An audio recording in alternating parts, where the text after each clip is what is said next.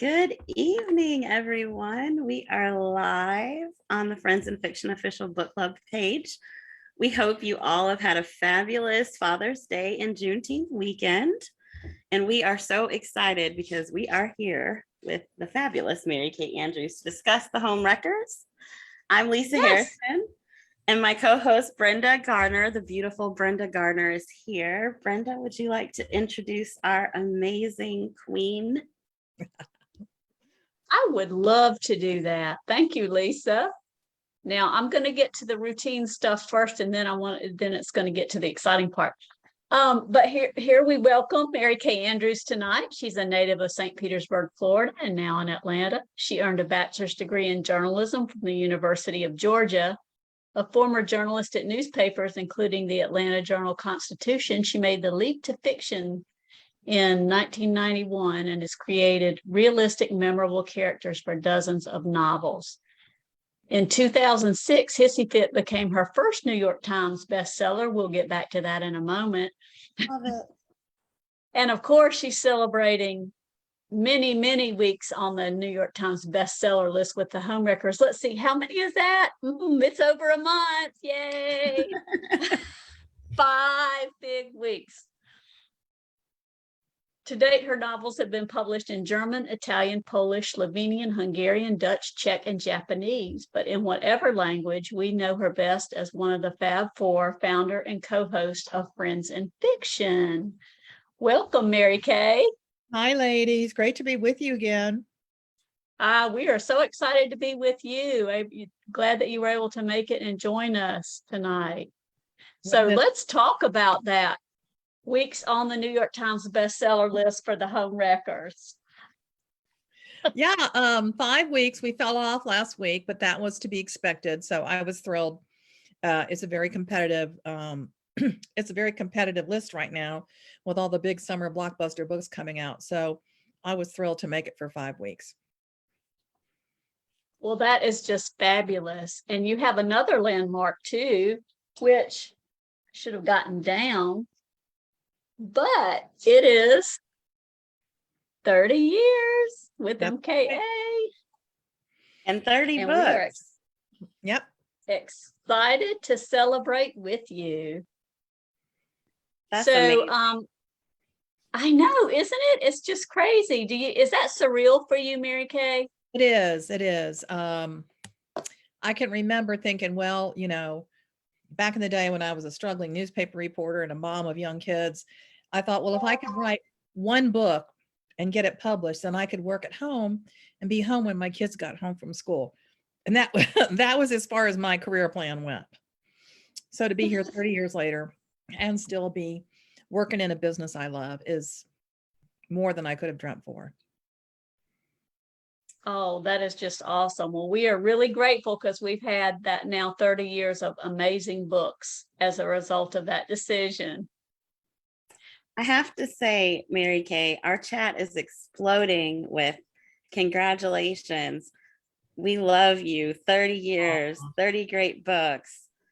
You was so well deserved. 5 weeks on the New York Times. I mean, it's just blowing up with hearts. That's all I'm saying right now is hearts. So nice. Thank you all so much. Lots of love for you. You guys are a huge part of that. Not only did you buy the book, damn it, you spread the word, spread the love, and that's huge. That's awesome. Well, could you tell us a little bit about, because I know you've been out for a week or so, but tell us a little bit about your book tour, how it's going and how it's been different from some other book tours. Well, yeah, the tour is winding down. It's mostly wound down. I've got another event next Monday night at Downtown Books in Manteo, North Carolina on the Outer Banks. Oh, I love that. I love that bookstore. Yeah, we do too. And I've got a book signing coming up at Seaside Sisters on Tybee Island, where the Homewreckers is set. But we had a great time. Meg went with me. She's my ride or die. And we started out, we did a launch party here in Atlanta. Then we did a launch in Savannah. And then we went to Greenville, South Carolina, and Raleigh, North Carolina. And we went, of course, the four of us went to the Jersey Shore, to Booktown for a fun Friends in Fiction live event. Went to Cleveland where Ron hosted us Fun. for Friends in Fiction. That was our first Friends in Fiction live. And then down to Florida, where I did my hometown, St. Pete, Tombolo Books, and the Book Exchange in Tampa. And let's see, I did Macintosh Books on I did Macintosh Books down in Florida too. Anyway, that that it's like the tour was like ended almost a month ago, but so I'm kind of blurry from it. And of course I'm working on another book. So and then of course we're doing one more Friends in Fiction live event toward the end of July. And that's at Bethany Books in Bethany Beach and Browse About in Rehoboth. And there's still tickets available for both those events. So if you're in the area, or if you're not, you want to be, go to the link on the page and come see us. We know a lot of our book Fabulous. club members want to be there. So you guys go ahead and buy the tickets. Yeah. Oh, those are I know. great beach towns. They're really fun and gorgeous stores, by the way. Oh, I bet so. And is it still strange to have Friends in Fiction members at your events now that we're back live? And Oh, it's so great. And what's really great is that y'all recognize each other, and we got to come up with a secret signal, like a handshake. We are coming up with some kind of we'll bad, work on that. yeah.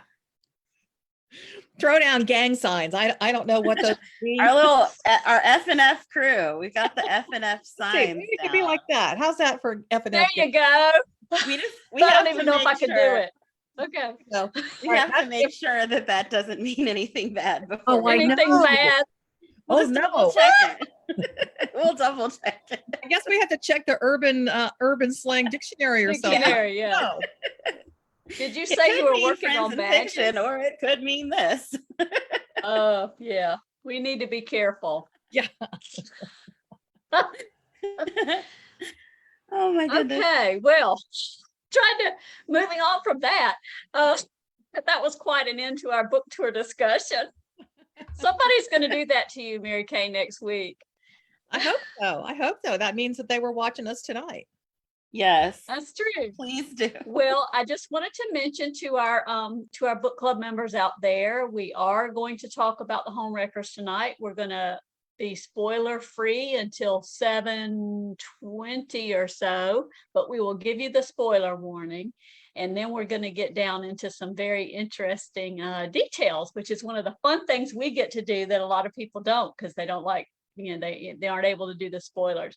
But to set us up, Mary Kay, could you give us a summary of the book for those who may not have read it yet? Of course, the book is about Hattie, and she is a Hattie Kavanaugh. She works for her father-in-law. She's a young widow. Her husband was killed. She married young, and her husband was killed 7 years previously, tragically. And her life's kind of been on hold since that time. She's her father-in-law's company is Kavanaugh and Son, and she's actually kind of the son in the story. And their specialty is restoring historic homes in Savannah. And that's the setting. Savannah and Tybee are the setting of the book. At the beginning of the book, Hattie gets cast in a television DIY reality show.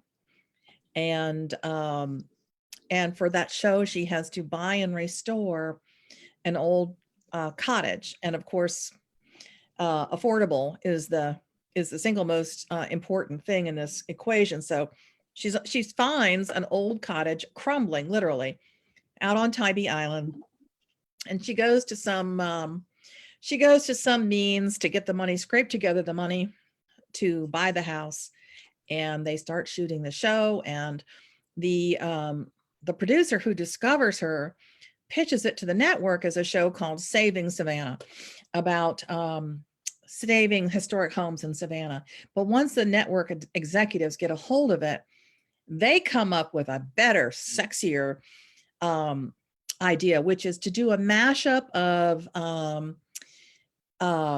Flipper Flop and The Bachelorette.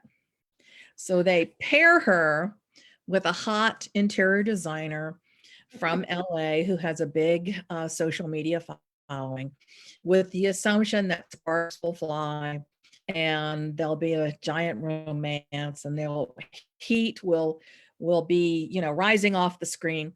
And that's sort of the set. Yeah, that's sort of the setup.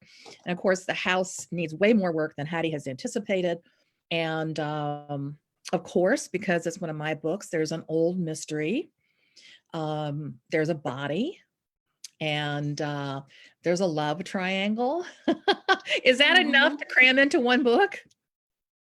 Yes. and we I love think you have every crammed second an of it. awful lot in one book. Speaking of which, there were so many, it's not spoiler time, but so many twists and turns to this story. It was just so fascinating. It was hard to put down. So I'll just say that if there's anybody watching who hasn't read it yet, you are in for a treat, because there's lots of mysteries. But let's start with one that I know you've talked about before, but some of our book club members may not have heard. You put a real element into this book that's just fascinating. Could you talk a little bit about the wallet that you found and how it worked its way into the story? Yeah, you may or may not know that my husband and I have fixed up and furnished, and we have 3 vacation rental houses on Tybee Island.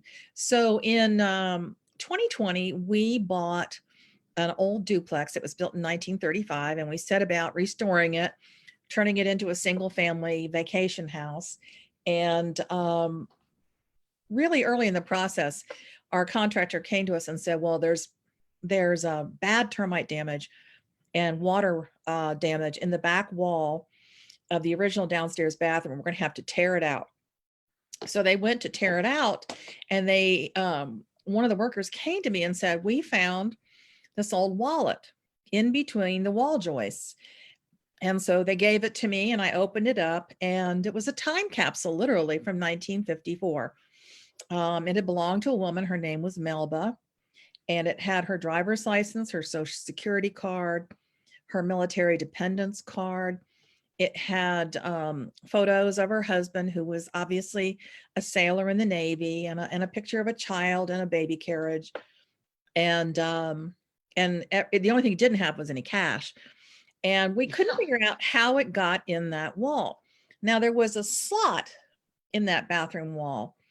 And, you know, we have restored, I don't know, 4 or 5 old houses that have in bathroom medicine cabinets.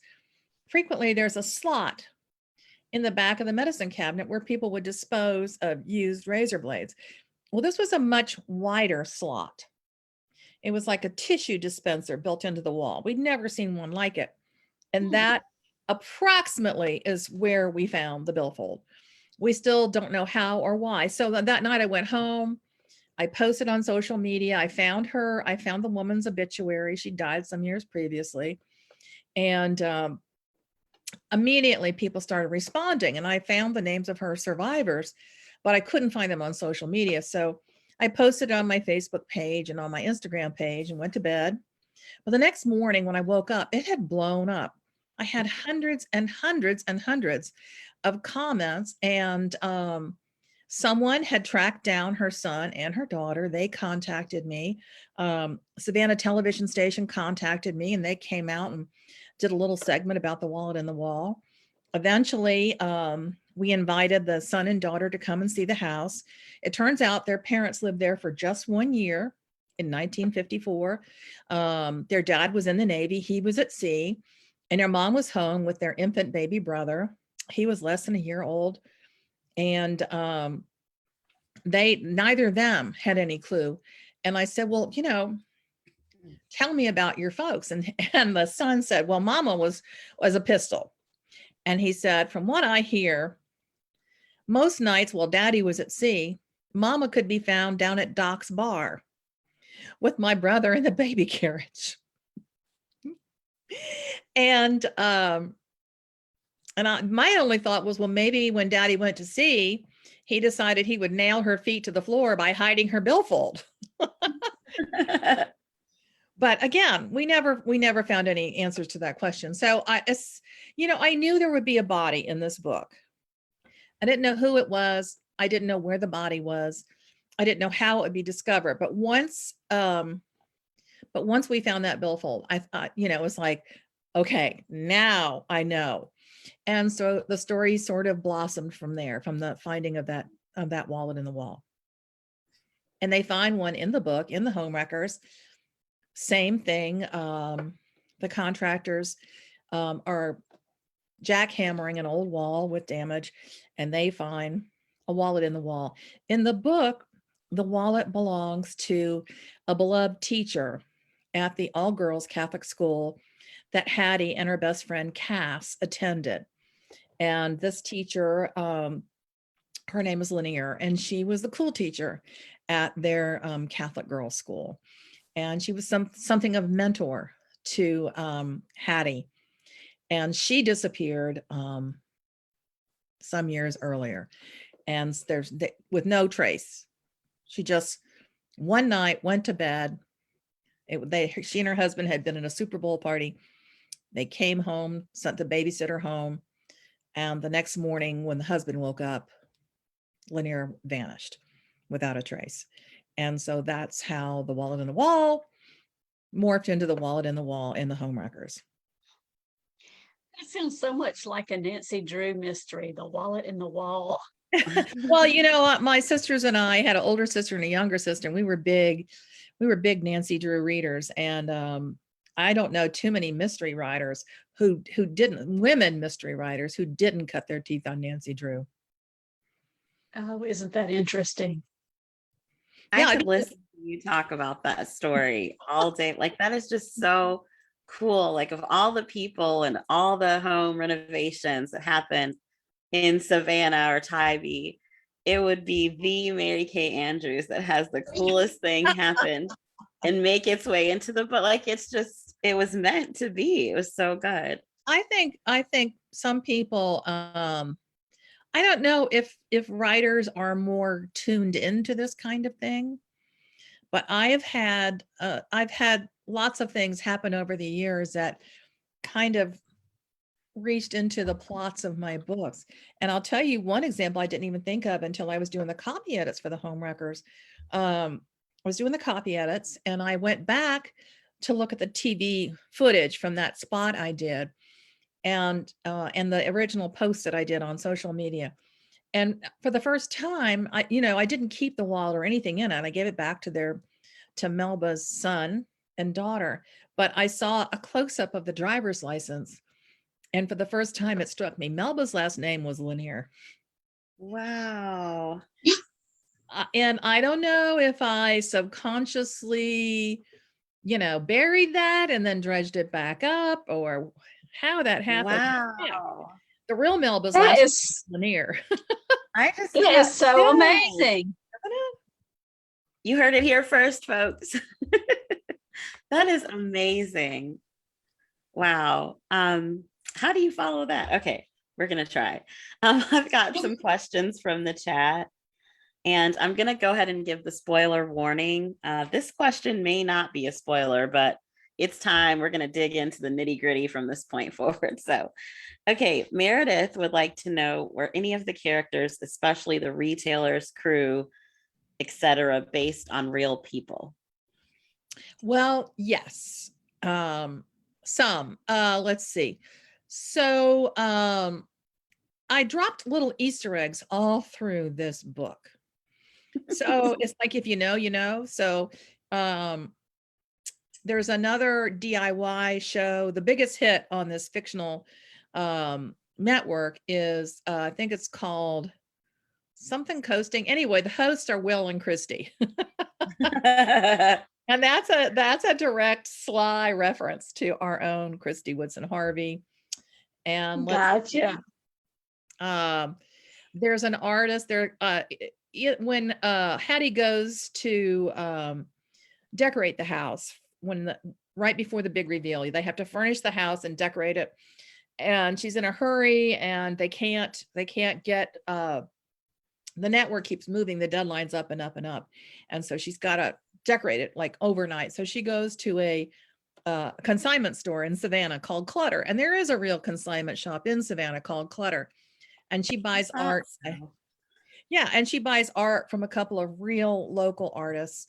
And so I use their names because I'm fans of their art, and I have pieces of those artists' art in my own home. So, and then there's at the end, at the very climatic part of the book, the house next door to Hattie's house is being redone by a well-known Savannah real estate investor and flipper whose name is Elizabeth Demas. And Liz Demas happens to be a real friend of mine who has rehabbed and done a cottage on Tybee. So, there's just little kind of Easter eggs all through the book.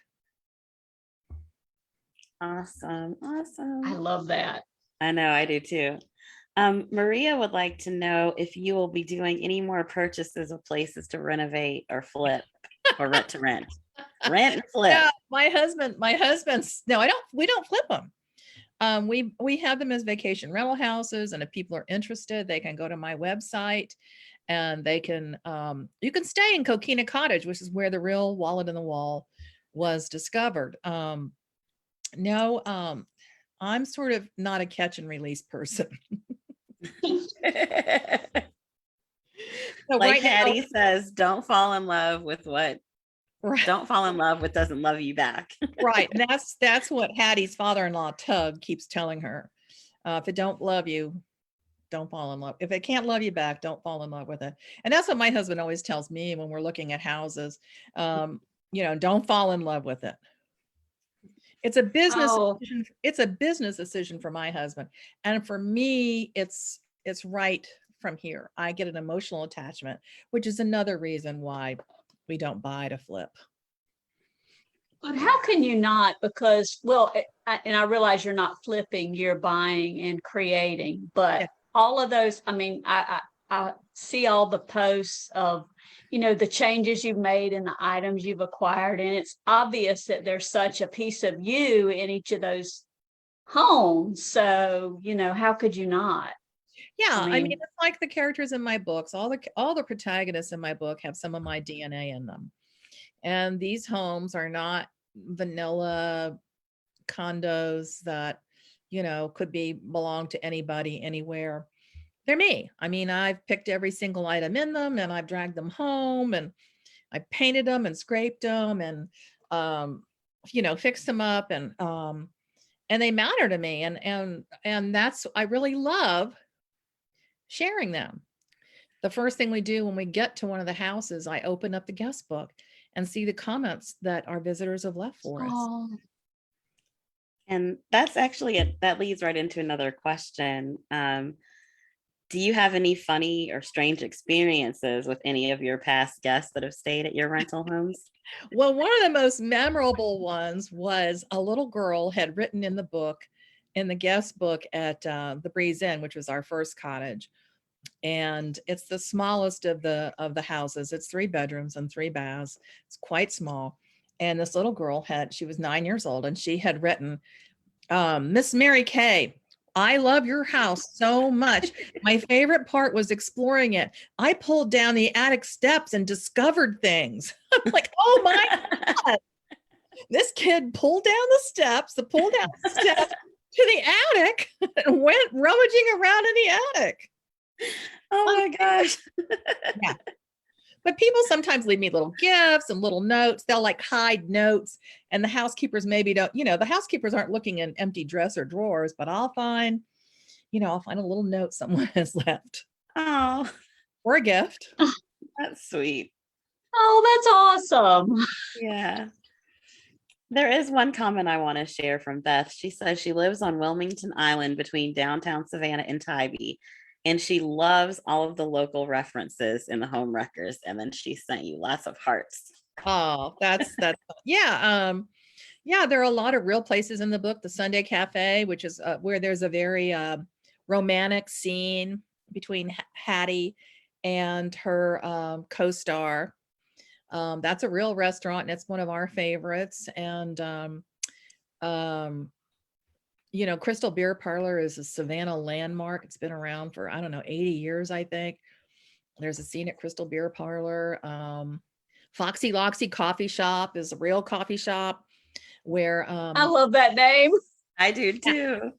that's actually where Hattie gets discovered, at Foxy Loxy. So yeah, it was just fun. I think people love discovering, you know, it's like, oh, the excitement of discovering that is real. Now I know the rest of the book is fiction, but this part is real. Well, I tell you, one of our favorite things always about your books is your character names. And you know, mixing in the real places is really special too. But are there any particular, like, the character names are so amazing, like just Hattie Kavanaugh, that's just perfect. Yeah.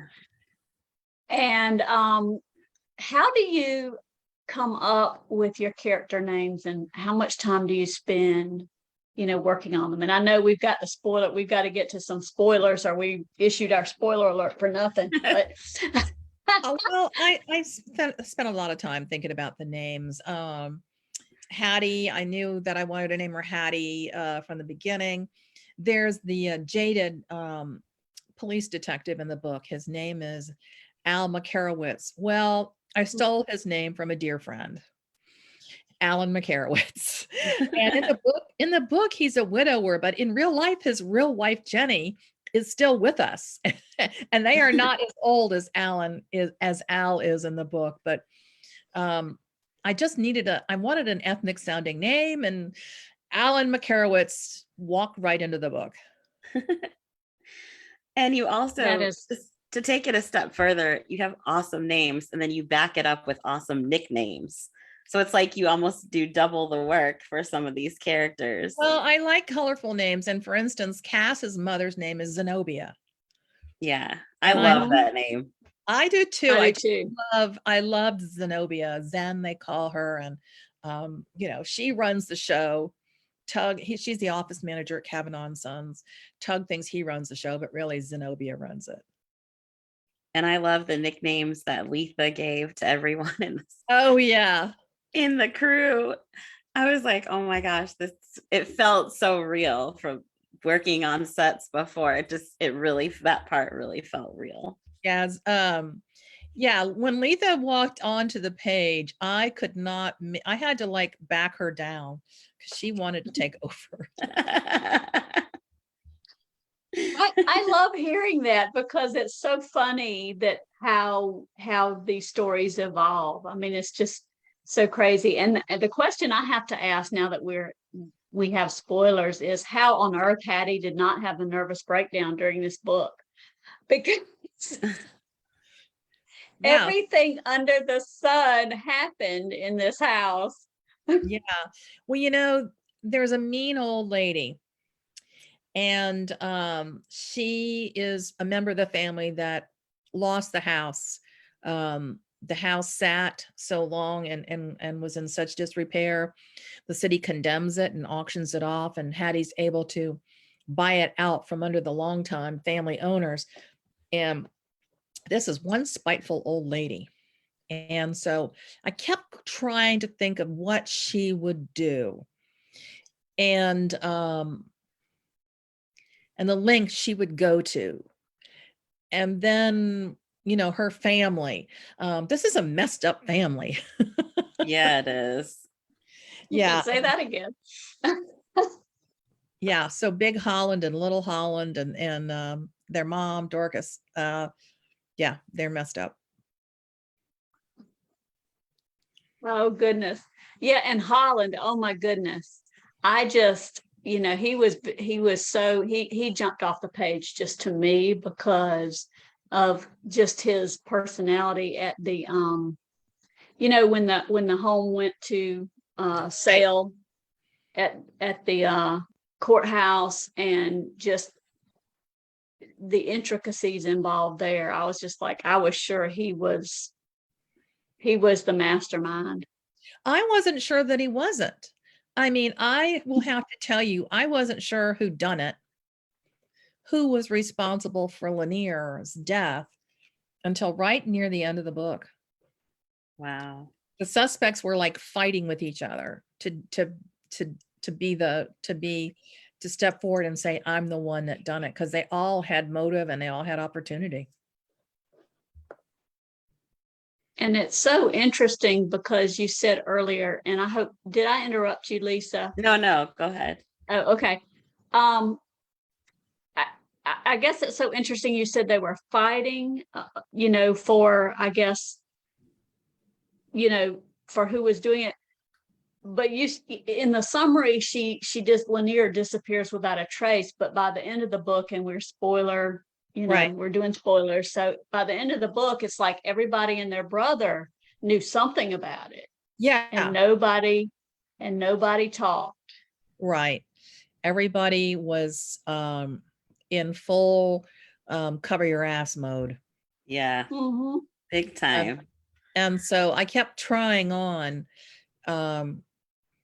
different villains to see if they were the one that did it. And I'll tell you, for as soon as I met Holland's mom, I thought she did it. Really? Oh yeah, I could envision her following her son out to that house. I could, or getting there before he got there. I could envision her being so angry at anybody who had the temerity, the gall to endanger her precious son's college career, his big college football career. And I could see it. I could see that, Holland was a kid who was pampered and entitled and all the things. I didn't think Big Hall had it in him, but I did think his wife did. See, I first thought Big Hall did. And then I was like, no. And then I kind of thought she did. But then as it went on, at one point, I was like, I think it might be, because that was who I was least expecting at the time. I was like, I think it might be Davis. And then I was like, oh, maybe not. But then I was like, yep. So I really thought it was the husband for a long time. You did a great job of having so many believable suspects. So it really truly was a whodunit. Because sometimes you read whodunits and it's like 20 pages in, we know who done it. You know what I mean? Yeah. And in some books, the author intends for you to know who done it. And the question is not who done it, but can they get away with it? Or how do they catch the perpetrator? So there are lots of whodunits I know where the author telegraphs from the very beginning, oh, he did it. Now, can we prove he did it? Can we catch him? What was his motive? And that's how the book unfolds. And in this book, though, the whodunit really is secondary to the plot of whether or not Hattie figures out her life and has a life again, allows herself to feel joy and allows herself to be loved again, because her friend Cass tells her when Hank, her husband, dies, the clock stopped in her life. And so the main question of this book is, will Hattie get a new life? Yeah. And you know what? That was exactly what I was going to ask you next, because Hattie, you said she stopped the clock, and it's so poignant in that scene where I think it's Mo comes over and he sees that her home is just like frozen in time, and Right. She's a contractor, but she's done nothing. She hasn't moved forward at all from that night years ago when her husband was killed in the accident. And that was just such a poignant scene. Yeah. It was a poignant one to write. I bet. Excuse me. I have a question that I hope our book club members will join in on, if you don't mind. Lisa and I were talking beforehand about who our favorite characters were in the book, or the characters we identified with in the book. So if our book club members could take to the chat and share who they identified with, we'll read some of those as they come across. I'd love to hear about that. Lisa, do you want to share? Gosh, that's so hard because I loved so many characters. I think we're going to talk about my love for Mo later down the line. We're going to come back to we that. have to save time for that. We're going to come back to that. Spoiler alert, I may have a new book boyfriend. We'll get there. But for me, I really love the relationship between Cass and Hattie.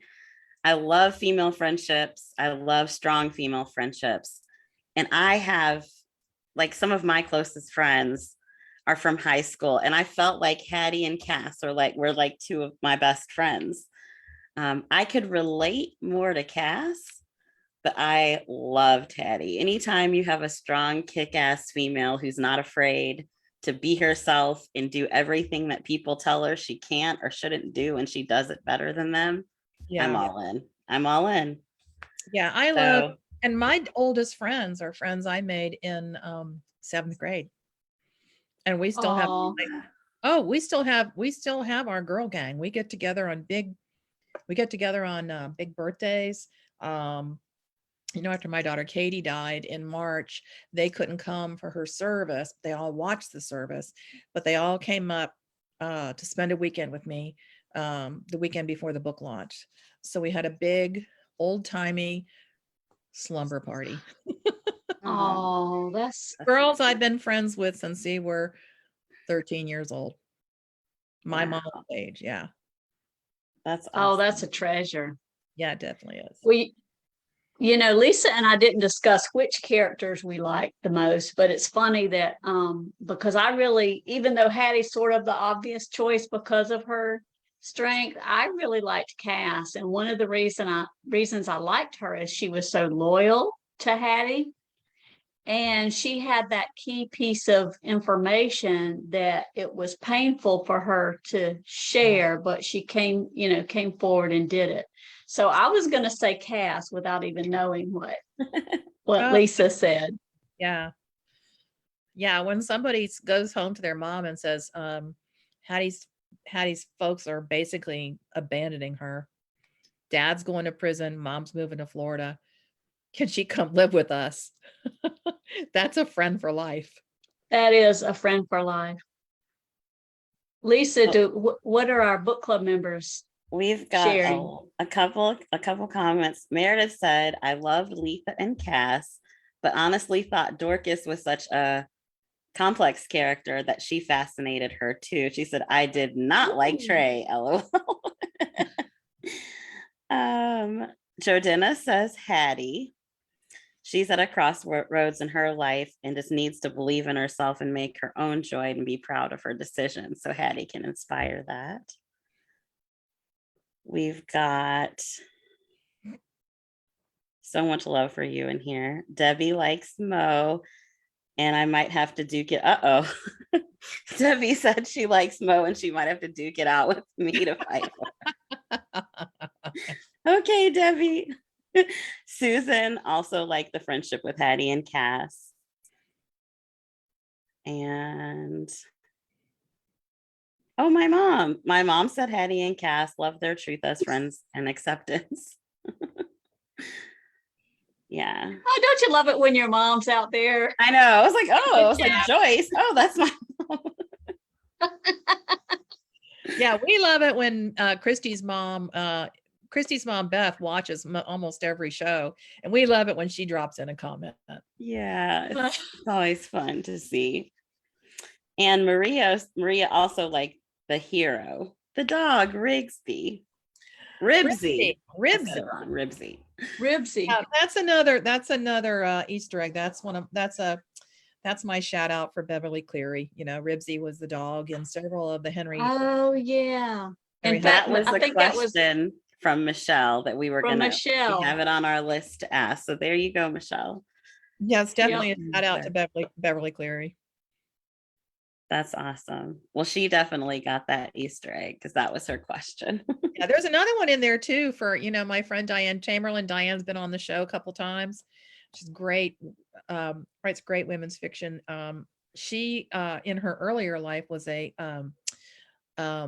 social worker, a hospital social worker therapist. And so there's a hospital social worker therapist in the book with Diane's maiden name. Ah, Um, you are just full of those Easter eggs. And most So- of them I've forgotten. So who was the inspiration for Lisa, the makeup artist? Oh, you definitely. No. I cannot tell you that, except I watched when I was writing Homewreckers, all the sets for DIY shows, lots of sets, things are being filmed in Atlanta, but during the COVID, the sets were shut down. They wouldn't, if Yeah. they were even filming, they would not let an outsider on set. But I had researched filmmaking for Beach Town, which I wrote a few years earlier. So I was able to, and I met a film makeup artist when I was researching that book, and she was funny and feisty. So she was probably the inspiration for that character. Very cool. Got Okay. it. So now we want to circle back to the book boyfriend question. I think I knew that was coming. we're going to pose this to the chat. So within the book club, I usually talk about book boyfriends, and I've had a long running book relationship with Carlos from The Proposal by Jasmine Guillory. Up until the Homewreckers, Mary Kay, I have to say you have uprooted my life, and I'm now cheating on Carlos with Mo Lopez. So I'm in a love triangle, and I think Mo Lopez is an awesome book boyfriend. So we want to know who your book boyfriends are.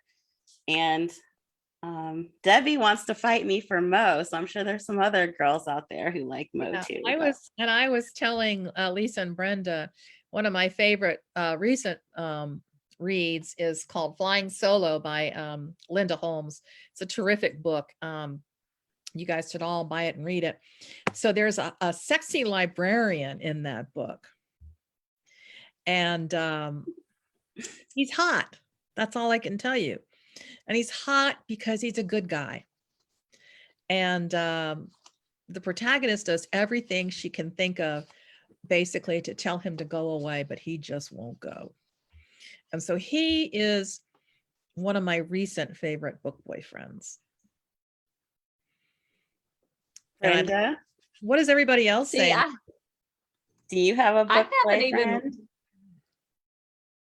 I haven't even read Flying Solo, but I'm going to go with the hot librarian. You can't go wrong with a hot librarian. I'm just saying. Well, Bolo, it's overwhelming. People, they just like Mo Lopez. Well, Lisa, I think, oh, go ahead. Sorry.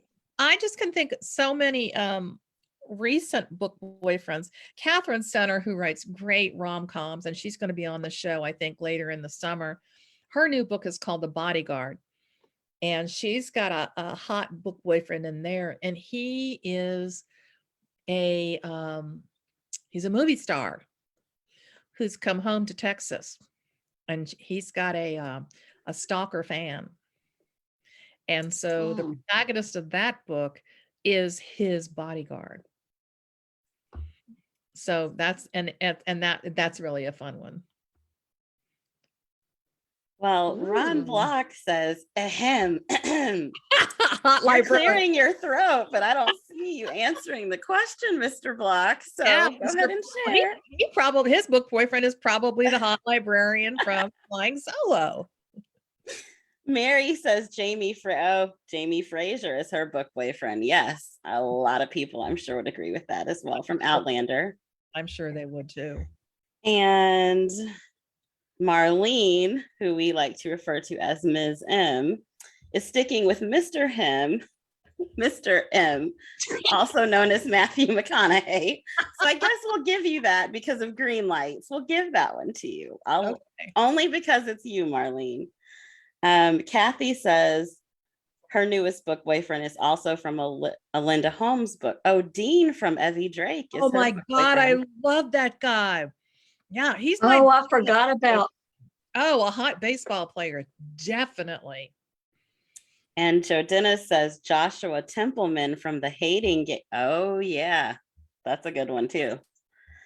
I will say I have not read the book, but I saw the movie and I get it. Lisa says my book boyfriend is Joe Morello from the Janet Ivanovich books. I liked him at first, but then I went cold on him. And Andrea says you're the hot librarian, Ron. That's the answer he's been waiting for all night. That's I what know. I wanted. think that was what the was for. You are the hot librarian. he is. He's definitely our hot librarian. We're gonna get it This on is our taking next. a most interesting turn. And he says he did adore the flying solo librarian. So Yeah. there you go. Oh, more on this later on the book I know. club page. Tune in. Book club boyfriends.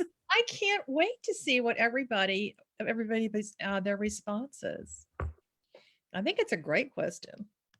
Yeah. I know, it's so funny. Well, I know there's another question our book club members are dying to know, and there's kind of like two parts to it. Okay. They'd like to know if there'd be a sequel to the Homewreckers or if you're going to do a spinoff for Saving Savannah. Oh, well, I can tell you that I don't have a sequel or a spinoff planned. Right Mhm. now, I'm working on a Christmas book that will be out Christmas of 23. Yay. And Yay, we did want to ask about that. yeah, that starts out in the same town that the Santa suit is set in, but it's a different set of characters. And so all I can tell you is no sequel or spinoff planned. But then, lots of times things happen that I don't plan. I never thought I would write a sequel to Savannah Blues, and I ended up writing 3 more of those. When I wrote Save the Date. There's a runaway bride in Save the Date. She's not a main character.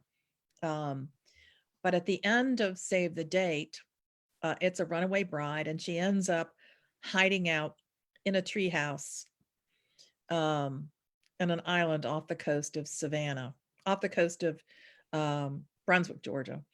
And that runaway bride, her name was Brooke, she ended up being the protagonist of the High Tide Club. And the reason I did that was I was at a book signing and someone said, "Hey, what happened to the bride that ran away? You left her literally up a tree." And I thought, I did. So now I'm going to get her out of the tree and figure out what happened to her. And that's how the High Tide. Oh, that is great. Yeah. Yeah.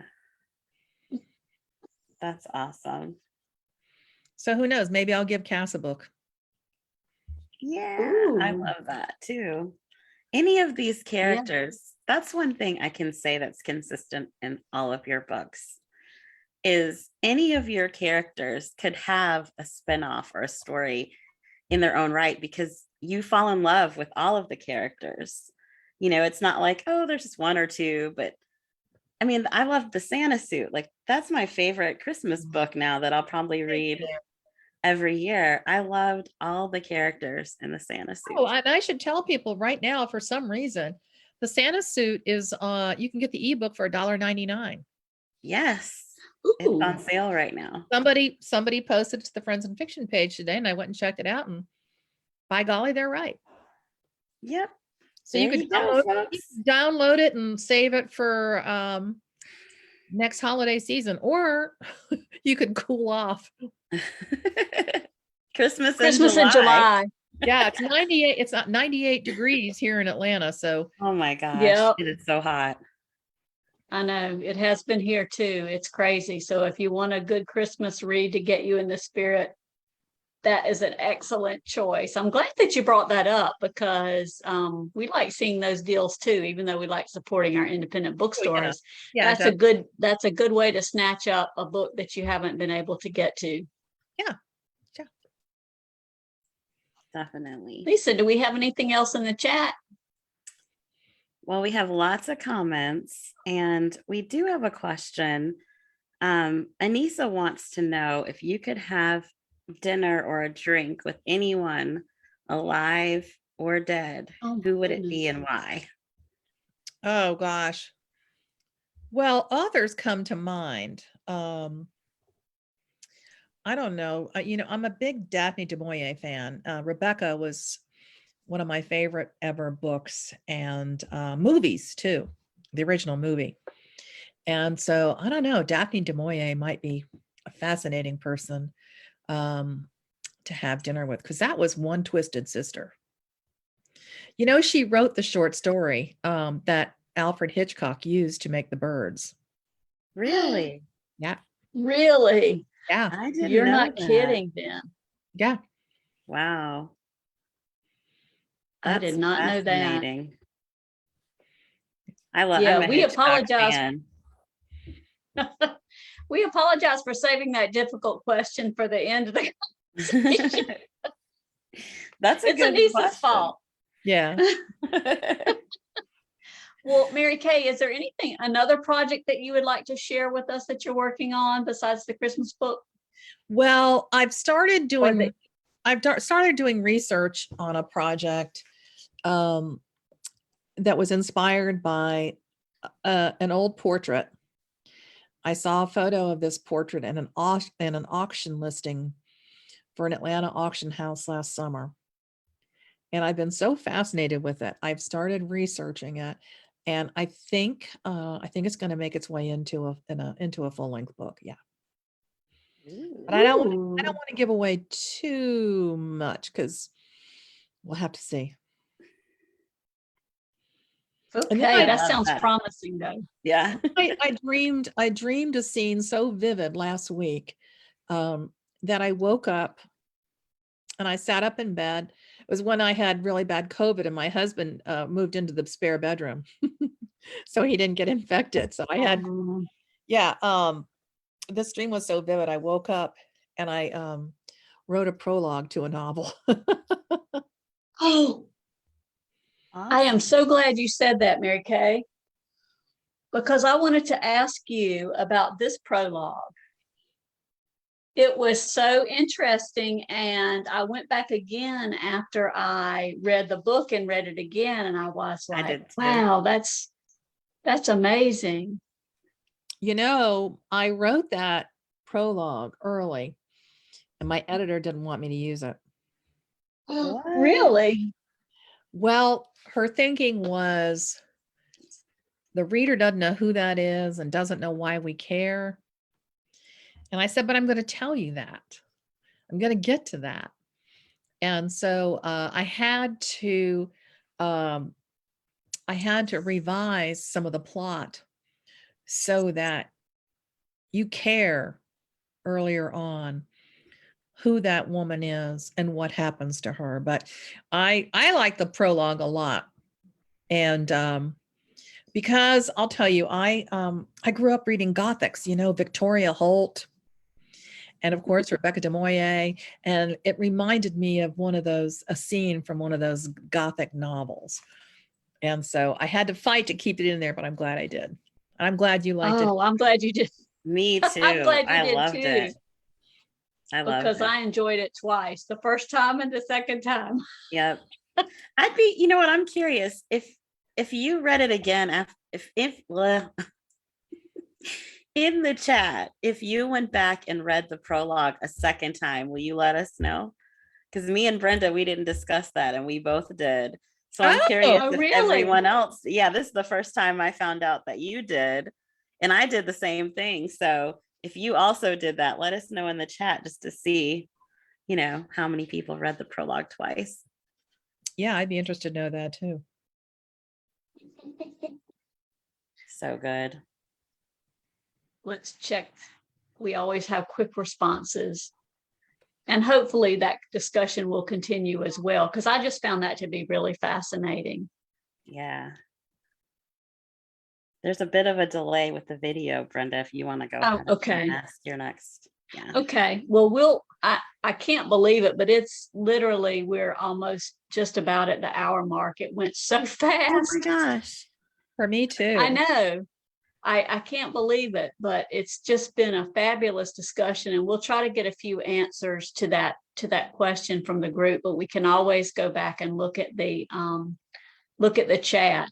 But Mary Kay, it has been such a pleasure to talk with you tonight. I'm glad you were on the mend and we were able to have this discussion tonight. I had a lot of fun. Thanks for asking me. We always have the best time with you. Okay, so we do have a lot of people. Yes, most people say, love the prologue. I had to go back and read it again. The mystery of the prologue drew you in.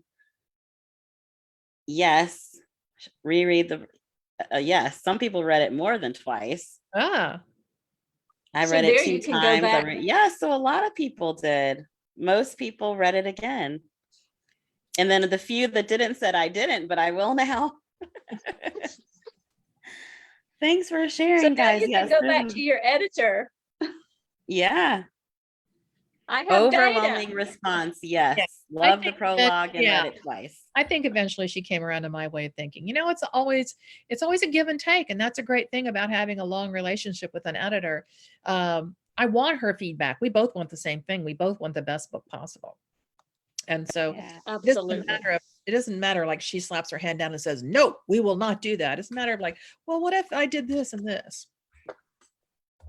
Absolutely. Well, Mary Kay, we are so glad that you wrote that prologue and the Yes. Homewreckers. Thank you, And lady. again, thank you so much for joining us tonight. Book club members, we have some announcements after Mary Kay departs us. So stay tuned for those. And thanks again so much for joining us. We love the Homewreckers. And if you haven't read it after hearing all these spoilers, you need to go get it. Hashtag buy my book, damn it. Buy it. Yep. 30 years of MKA. Thanks, y'all. Thanks, Thanks. Mary Good Kay. night. Take care. You too.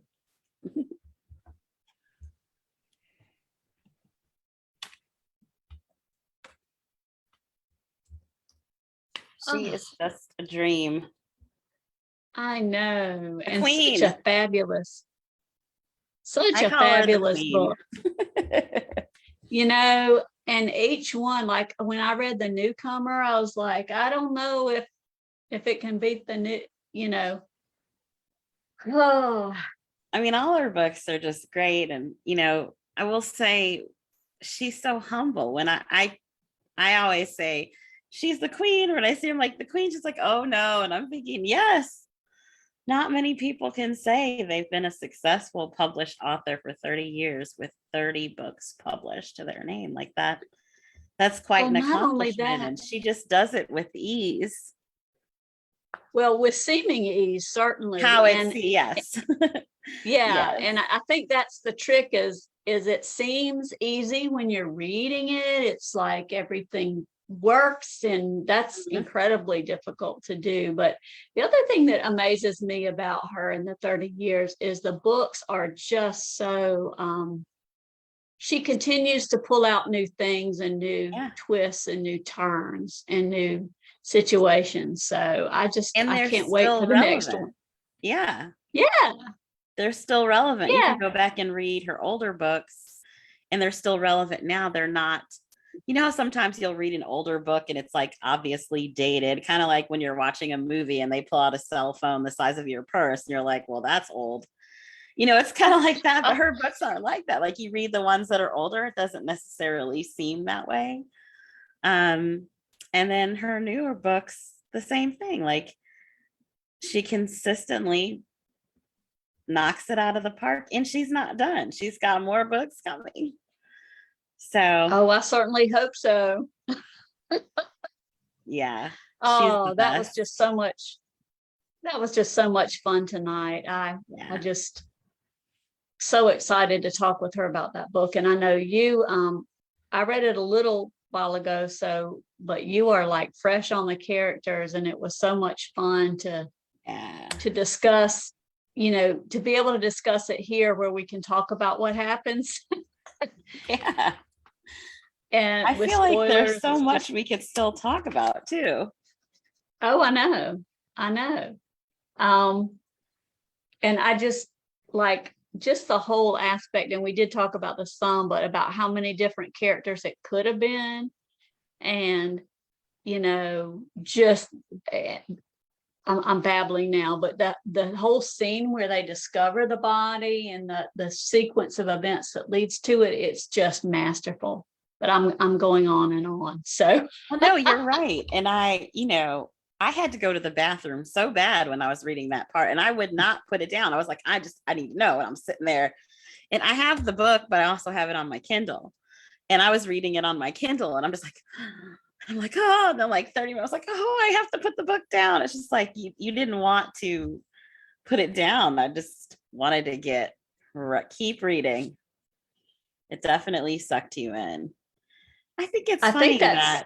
Oh, go ahead. I'm sorry. I'm just going to say that's better than a 5-star review if you couldn't go to the restaurant. Well, I'm definitely going to give it a 5-star review. Yeah, I did. Of course, just like a movie, right at the good part is when you have to go to the bathroom and you don't want to get up. It was kind of the same thing. Oh, Lisa, that's hilarious. I'm regretting All right. saying that now. Like, this is going to be on YouTube forever. And they're going to be like, Well, that's I the was girl going who to had to say, use the but bathroom hey, during the Homewreckers. you can share whatever you feel comfortable with. But you heard it here. Curious about this continued discussion about book boyfriends. So we'll be looking for that on the book club page too. I Yep. really had trouble kind of thinking of one on the spot. So I might have to mull it over.